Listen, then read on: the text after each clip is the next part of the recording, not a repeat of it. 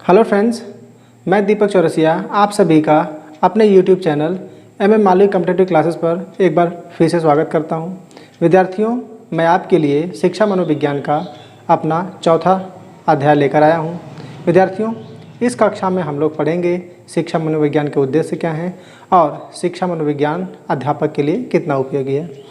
जो विद्यार्थी मेरी इस वीडियो को पहली बार देख रहे हैं, इससे पहले शिक्षा मनोविज्ञान पे जो 3 वीडियो मैंने बनाई है उसे भी आप अवश्य देखें।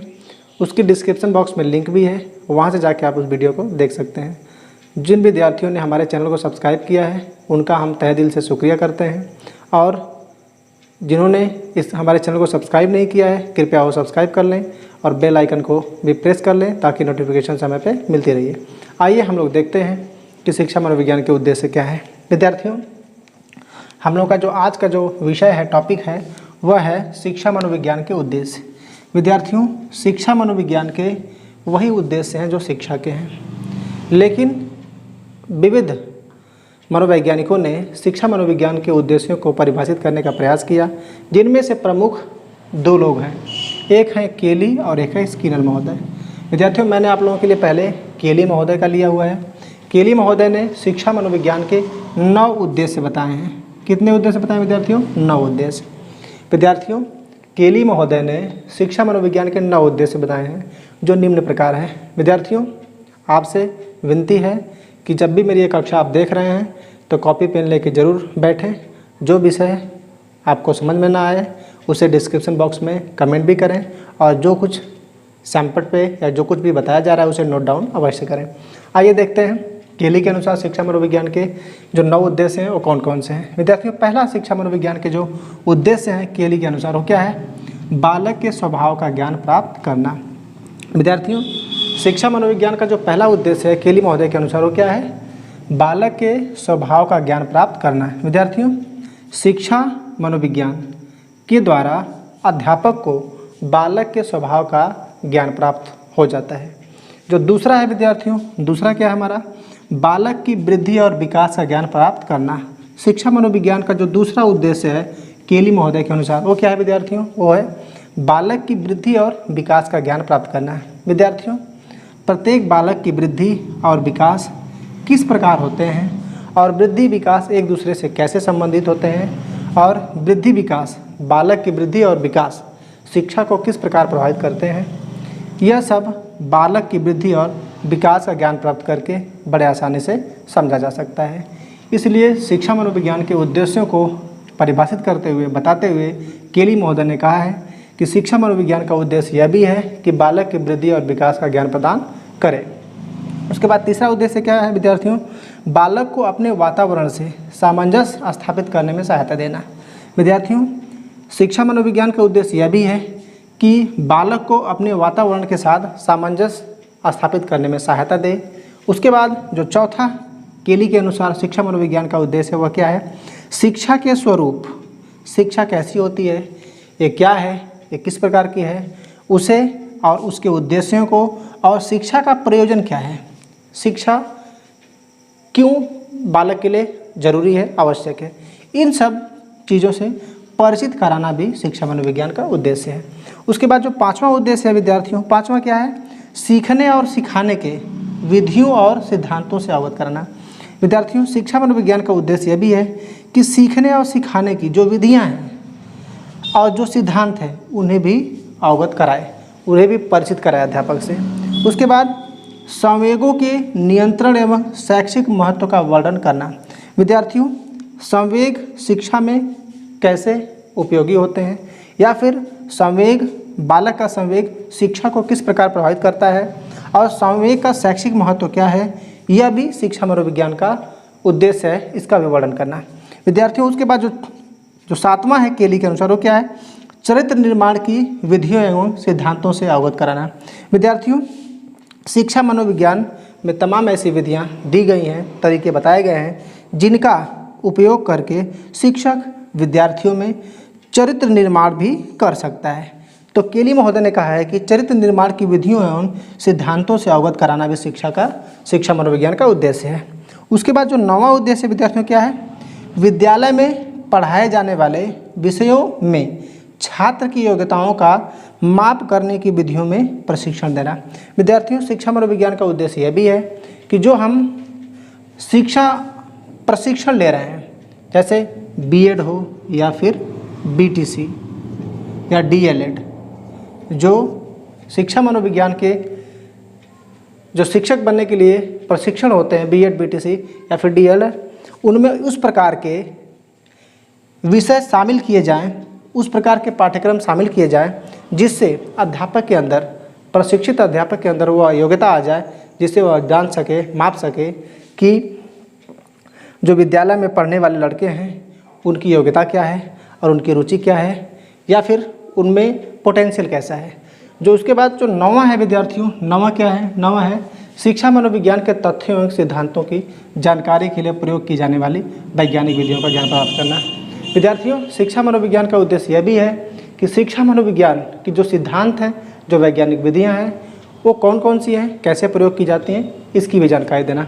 विद्यार्थियों, इस प्रकार केली के अनुसार 9 आपको शिक्षा मनोविज्ञान के उद्देश्य बताए गए हैं, जो निम्न प्रकार हैं। आप चाहें तो स्क्रीनशॉट भी ले सकते हैं या फिर नोट डाउन कर सकते हैं। आइए विद्यार्थियों, अब आगे चलते हैं, देखते हैं कि शिक्षा मनोविज्ञान के स्किनर के जो उद्देश्य बताए हैं वो कौन कौन से हैं और कैसे हैं। विद्यार्थियों, स्किनर महोदय ने शिक्षा मनोविज्ञान के उद्देश्यों को 2 भागों में बांटा है। इन्होंने जो पहला भाग बताया वो बताया सामान्य उद्देश्य, जनरल एम्स। इन्होंने जनरल एम्स को, सामान्य उद्देश्य को कहा है संगठित तथ्यों एवं सामान्य नियमों का ऐसा संग्रह प्रदान करना जिसकी सहायता से शिक्षक सांस्कृतिक एवं व्यावसायिक लक्ष्यों को अधिक से अधिक प्राप्त कर सके। विद्यार्थियों, स्किनर महोदय ने शिक्षा मनोविज्ञान के जो सामान्य नियम हैं, सामान्य उद्देश्य हैं, उसमें कहा है कि सांस्कृतिक और व्यावसायिक लक्ष्यों को अधिक से अधिक प्राप्त करने के लिए शिक्षा मनोविज्ञान के जो सामान्य नियम हैं उनका जो संग्रह है, जिससे अध्यापक ये जान सके कि एक बालक में सांस्कृतिक और व्यावसायिक लक्ष्यों को अधिक से अधिक कैसे प्राप्त कर सकते हैं, यह सामान्य उद्देश्य इन्होंने बताया है। उसके बाद इन्होंने जो विशिष्ट उद्देश्य बताए हैं, इन्होंने स्किनर महोदय ने विशिष्ट उद्देश्य कुल 8 बताए हैं। इन्होंने कहा है कि शिक्षा मनोविज्ञान के जो विशिष्ट उद्देश्य हैं उनकी संख्या 8 है, जो इस प्रकार है। विद्यार्थियों, हमारा जो पहला है, इन्होंने जो पहला हमारा बताया है विशिष्ट उद्देश्य में स्किनर महोदय ने, वो कहा है कि बालकों की बुद्धि, ज्ञान और व्यवहार में उन्नति किए जाने के विश्वास को दृढ़ बनाना है। विद्यार्थियों, स्किनर महोदय ने शिक्षा मनोविज्ञान के उद्देश्य को बताते हुए कहा है कि बालकों की बुद्धि, ज्ञान और व्यवहार। विद्यार्थियों, इन्होंने कहा है कि बुद्धि, ज्ञान और व्यवहार में उन्नति किए जाने के विश्वास को दृढ़ बनाना। विद्यार्थियों, बालकों में बुद्धि, उनके ज्ञान और व्यवहार को काफ़ी हद तक परिवर्तित किया जा सकता है। इससे इस विश्वास को दृढ़ बनाना पहला उद्देश्य इन्होंने बताया है। उसके बाद इन्होंने दूसरा उद्देश्य कहा है कि बालकों के प्रति निष्पक्ष एवं सहानुभूतिपूर्ण दृष्टिकोण का विकास करने में सहायता देना। इन्होंने शिक्षा मनोविज्ञान के जो विशिष्ट उद्देश्य हैं उनमें दूसरा उद्देश्य बताया है बालकों के प्रति निष्पक्ष एवं सहानुभूतिपूर्ण दृष्टिकोण का विकास करने में सहायता देना। स्किनर ने जो तीसरा उद्देश्य शिक्षा मनोविज्ञान का बताया है वह है बालकों के वांछनीय व्यवहार के अनुरूप शिक्षा के स्तरों एवं उद्देश्यों को निश्चित करने में सहायता देना। विद्यार्थियों, शिक्षा मनोविज्ञान का जो तीसरा उद्देश्य स्किनर महोदय ने बताया है वो बताया है कि बालकों के वांछनीय व्यवहार के अनुरूप शिक्षा के स्तरों एवं उद्देश्यों को निश्चित करने में सहायता देना। विद्यार्थियों, इन्होंने कहा है कि बालकों के जो वांछनीय व्यवहार है और जो उनके ज्ञान का स्तर है उसी के अनुरूप शिक्षा के उद्देश्यों को निश्चित करने में शिक्षा मनोविज्ञान सहायता देता है। उन्होंने जो चौथा उद्देश्य बताया विद्यार्थियों, चौथा क्या बताया है? सामाजिक संबंधों के स्वरूप और महत्व को अधिक अच्छी प्रकार समझने में सहायता देना। विद्यार्थियों, स्किनर महोदय ने शिक्षा मनोविज्ञान के जो चौथा उद्देश्य बताया है वह क्या है? सामाजिक संबंधों के स्वरूप और महत्व को अधिक अच्छी प्रकार से समझने में सहायता देना। विद्यार्थियों, शिक्षा मनोविज्ञान के द्वारा जो सामाजिक स्वरूप है और उसका महत्व है उसे और भली प्रकार से अध्यापक को समझने में सहायता प्रदान करना। उसके बाद जो उन्होंने बताया है पांचवा उद्देश्य वो क्या बताया है? शिक्षण की समस्या का समाधान करने के लिए प्रयोग किए जाने वाले तथ्यों एवं सिद्धांतों का ज्ञान प्रदान करना। विद्यार्थियों, शिक्षण के दौरान जो कुछ भी समस्याएं आती हैं उन समस्याओं के बारे में जानकारी प्राप्त करना और उन्हें कैसे समाधान करना है, उन्हें कैसे हल करना है, वो मनोवैज्ञानिक ढंग से उसे किस प्रकार हल करना है, उनके तथ्यों और सिद्धांतों का ज्ञान प्राप्त करना भी शिक्षा मनोविज्ञान का उद्देश्य है। उसके बाद जो उन्होंने छठा उद्देश्य बताया वो क्या बताया है? शिक्षक को अपने और दूसरों के शिक्षण के परिणामों को जानने में सहायता देना है। विद्यार्थियों, इन्होंने जो छठा उद्देश्य बताया वो क्या कहा है कि एक शिक्षक अपने और दूसरे के शिक्षण के जो परिणाम हैं उसे जानने में सहायता देना। विद्यार्थियों, प्रत्येक शिक्षक के पढ़ाने की शैली अलग अलग होती है। एक अध्यापक की शैली दूसरे अध्यापक की शैली किस प्रकार की है, उनमें क्या अंतर है और किस प्रकार की शैली से अध्यापक की किस प्रकार की शैली से बच्चे अच्छी तरह से सरलतापूर्वक सीख जाते हैं, इसके बारे में जानकारी प्राप्त करने में सहायता देना। विद्यार्थियों, हमारा सातवां उद्देश्य है स्किनर के अनुसार। सातवां उद्देश्य क्या है? शिक्षकों को छात्रों के व्यवहार की व्याख्या करने के लिए आवश्यक तथ्य और सिद्धांत प्रदान करना। विद्यार्थियों, स्किनर महोदय ने शिक्षा मनोविज्ञान के उद्देश्य को बताते हुए कहा है कि शिक्षा मनोविज्ञान का उद्देश्य यह भी है शिक्षकों को छात्रों के व्यवहार की व्याख्या करने के लिए। विद्यार्थियों, छात्रों के व्यवहार की व्याख्या करने के लिए जो आवश्यक तथ्य और सिद्धांत हैं उन्हें भी प्रदान करना शिक्षा मनोविज्ञान का उद्देश्य है। उसके बाद इन्होंने जो बताया आठवां और अंतिम उद्देश्य उन्होंने कहा है प्रगतिशील शिक्षण विधियों, निर्देशन कार्यक्रमों एवं विद्यालय संगठन और प्रशासन के स्वरूपों को निश्चित करने में सहायता देना। विद्यार्थियों, प्रगतिशील शिक्षण विधियाँ क्या हैं, वह किस प्रकार शिक्षा में उपयोगी हैं, निर्देशन कार्यक्रमों एवं विद्यालय संगठन, विद्यालय का संगठन वो किस प्रकार शिक्षा में उपयोगी है, उसका स्वरूप कैसा होना चाहिए और प्रशासन के स्वरूपों को निश्चित करने में सहायता देना भी शिक्षा मनोविज्ञान का उद्देश्य है। विद्यार्थियों, इस प्रकार हम लोगों ने शिक्षा मनोविज्ञान के उद्देश्य केडी के अनुसार और स्किनर के अनुसार देखे। विद्यार्थियों, अब आइए आगे चलते हैं, देखते हैं कि शिक्षा मनोविज्ञान अध्यापक के लिए कितना और किस प्रकार उपयोगी है। फ्रेंड्स, तब आइए हम लोग देखते हैं शिक्षा मनोविज्ञान एक अध्यापक के लिए कितना उपयोगी है या फिर शिक्षक के लिए शिक्षा मनोविज्ञान की क्या उपयोगिता है। विद्यार्थियों, तो हम देखते हैं कि शिक्षक के लिए शिक्षा मनोविज्ञान की उपयोगिता क्या है।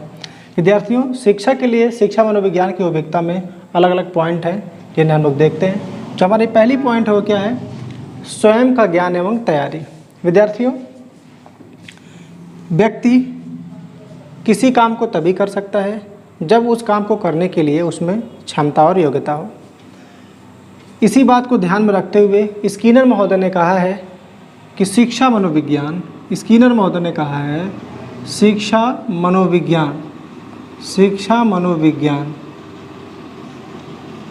अध्यापकों की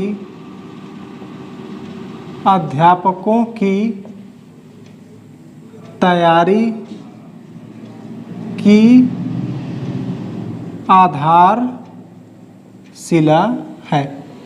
विद्यार्थियों, स्किनर महोदय ने कहा है शिक्षा मनोविज्ञान अध्यापकों की तैयारी की आधारशिला है। विद्यार्थियों, स्वयं का ज्ञान एवं तैयारी, जो पहला पॉइंट है हमारा शिक्षक के लिए शिक्षा मनोविज्ञान की उपयोगिता में, वो क्या है? स्वयं का ज्ञान एवं तैयारी। विद्यार्थियों, कोई भी व्यक्ति किसी काम को करना चाहता है तो वह तभी कर सकता है जब उस काम को करने के लिए उसमें योग्यता हो। एक शिक्षक अपने स्वयं के ज्ञान को, अपनी रुचियों को, अपनी बुद्धि को और अपने शिक्षण शैली को जानकर मनोविज्ञान के माध्यम से वह अपने शिक्षण को, अपनी शैली को मनचाहा स्वरूप प्रदान करता है, जिससे उसकी शिक्षण प्रक्रिया काफ़ी आसान और रुचिकर बन जाती है। जो हमारा दूसरा जो हमारी है हेडिंग, वो क्या है? बाल विकास का ज्ञान। विद्यार्थियों, एक शिक्षक के लिए बाल विकास का ज्ञान होना अति आवश्यक है, क्योंकि बाल विकास का जो ज्ञान है वह उनकी अवस्थाओं के अनुरूप अपने शिक्षण तरीकों को बदलने में सहायता करता है। विद्यार्थियों, प्रत्येक बालक का विकास एक समान नहीं होता, उनमें कुछ भिन्नता पाई जाती है। उस ज्ञान के उपयोग से कि उन बालकों में विकास में भिन्नता पाई जाती है, अपने शिक्षण शैली को अध्यापक परिवर्तित करता है, जिससे उसका जो सीखने की प्रक्रिया है, सिखाने की प्रक्रिया है, और ज़्यादा उपयोगी साबित होती है। उसके बाद जो तीसरा है पॉइंट विद्यार्थियों क्या है, बाल स्वभाव एवं व्यवहार का ज्ञान। विद्यार्थियों, शिक्षा मनोविज्ञान के माध्यम से एक अध्यापक बाल स्वभाव एवं उसके व्यवहार का ज्ञान प्राप्त करता है। बाल स्वभाव का ज्ञान और उसके व्यवहार का ज्ञान अध्यापक के लिए काफ़ी उपयोगी साबित होता है। बालक के स्वभाव और उसके व्यवहार को ध्यान में रखकर बाल शिक्षक अपनी शिक्षण शैली को अपनाता है। उसके बाद हमारा जो चौथा पॉइंट है वो क्या है, बालकों का चरित्र निर्माण। विद्यार्थियों, शिक्षा मनोविज्ञान शिक्षक को ऐसे ऐसे तरीके उपलब्ध कराता है जिनका उपयोग करके अध्यापक बालकों का चरित्र निर्माण भी कर सकते हैं। इस प्रकार शिक्षा मनोविज्ञान का ज्ञान होने से अध्यापक बालकों में चरित्र निर्माण की प्रक्रिया को भी बड़े आसानी से सुलभ बना सकते हैं। उसके बाद हमारा जो नेक्स्ट पॉइंट है वो क्या है, बालकों का ज्ञान। विद्यार्थियों, प्रत्येक बालक एक दूसरे से भिन्न होता है। अगर जिस बालक को हमें पढ़ाना है, सिखाना है, उसकी रुचियों, उसकी क्षमताओं, योग्यताओं की जानकारी होना अति आवश्यक है। इसलिए हमें बालकों के बारे में भी जानकारी होना चाहिए। कभी कभी ये कि उनका आर्थिक बैकग्राउंड क्या है या फिर उनका बौद्धिक स्तर क्या है, इन सब की जानकारी भी होना अति आवश्यक है। उसके बाद जो हमारा छठा पॉइंट है विद्यार्थियों क्या है, बालकों की आवश्यकताओं का ज्ञान। विद्यार्थियों, एक अध्यापक को बालकों की आवश्यकताओं का ज्ञान होना अति आवश्यक है। बालकों को भी अपनी कई आवश्यकताएं होती हैं। जैसे अगर कोई बालक काम कर रहे हैं तो चाहते हैं कि यह काम अच्छा है या बुरा है, इसकी स्वीकृति हमारे अध्यापक से मिले। या पठन के दौरान भी निर्देशन की उनकी ज़रूरत पड़ती है, उन्हें कुछ निर्देशन देने की ज़रूरत पड़ती है। इस प्रकार एक अध्यापक को बालकों की आवश्यकताओं का भी ज्ञान होना अति आवश्यक है। उसके बाद जो हमारा सातवां पॉइंट है विद्यार्थियों क्या है, बालकों की व्यक्तिगत विभिन्नताओं का ज्ञान। विद्यार्थियों, मनोविज्ञान प्रत्येक बालक को एक दूसरे से अलग मानता है और उसका मानना है कि प्रत्येक बालक में उनकी रुचियाँ अलग होती हैं, उनकी क्षमताएं अलग होती हैं और उनकी जो व्यक्तिगत विभिन्नता है वह प्रत्येक बालक को खास बनाती है। मनोविज्ञान का मानना है कि प्रत्येक बालक सीखने के लिए उपयोगी होता है। इस प्रकार बालकों की व्यक्तिगत विभिन्नताओं का ज्ञान होना भी एक शिक्षक के लिए अति आवश्यक है। और जो हमारा अगला पॉइंट है, आठवां, वो क्या है, बालकों की मूल प्रवृत्तियों का ज्ञान। विद्यार्थियों, शिक्षा मनोविज्ञान बालकों की मूल प्रवृत्तियों का ज्ञान प्रदान करता है। विद्यार्थियों, प्रत्येक बालक की अपनी अपनी मूल प्रवृत्तियाँ होती हैं। उन प्रवृत्तियों के अनुसार शिक्षा देने से हमारा शिक्षण और ज़्यादा प्रभावशाली होता है। मैकडूगल महोदय ने कहा है कि मानव की जो मूल प्रवृत्तियाँ होती हैं उसके संपूर्ण व्यवहार की चालक मानी जाती हैं। मैकडूगल महोदय ने कहा है कि किसी मानव की जो मूल प्रवृत्तियाँ हैं उसके संपूर्ण व्यवहार की चालक होती हैं, अर्थात एक मानव का संपूर्ण व्यवहार उसकी मूल प्रवृत्तियों के इर्द गिर्द ही घूमता रहता है। उसके बाद जो हमारा है अगला पॉइंट है विद्यार्थियों क्या है, बालकों के व्यक्तित्व का सर्वांगीण विकास। विद्यार्थियों, शिक्षा मनोविज्ञान बालकों के सर्वांगीण विकास को महत्व देता है और बालकों के सर्वांगीण विकास के बारे में जानकारी प्राप्त करके कि किस प्रकार बालकों के सर्वांगीण विकास को किया जा सकता है, वो कौन कौन से तरीके हैं, शिक्षा मनोविज्ञान में ढेर सारे तरीके उपलब्ध कराती है, जिसके माध्यम से एक शिक्षक बालकों के सर्वांगीण विकास को बड़े आसानी से कर सकता है। उसके बाद जो हमारा 10वां है वो क्या है, बालकों की समस्याओं का समाधान।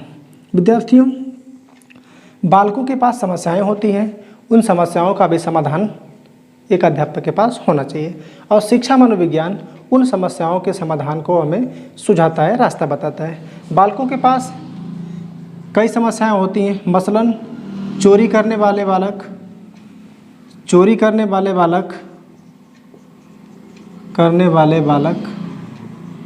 अपराध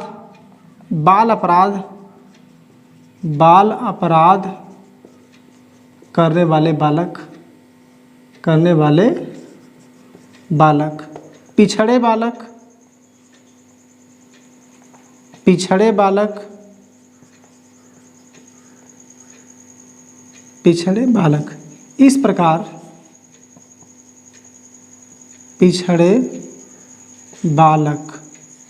इस प्रकार देखा जाए तो बालकों की कुछ समस्याएं भी होती हैं शिक्षा प्रक्रिया के दौरान।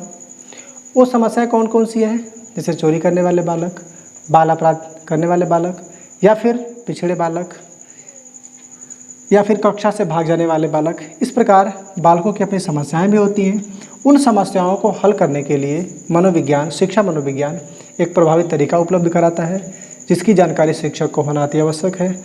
और उस जानकारी से शिक्षक अपनी शिक्षण प्रक्रिया को और फलोत्पादक बनाता है। उसके बाद जो हमारा अगला है वो अनुशासन में सहायता है। विद्यार्थियों अगर हम बालक के रुचियों के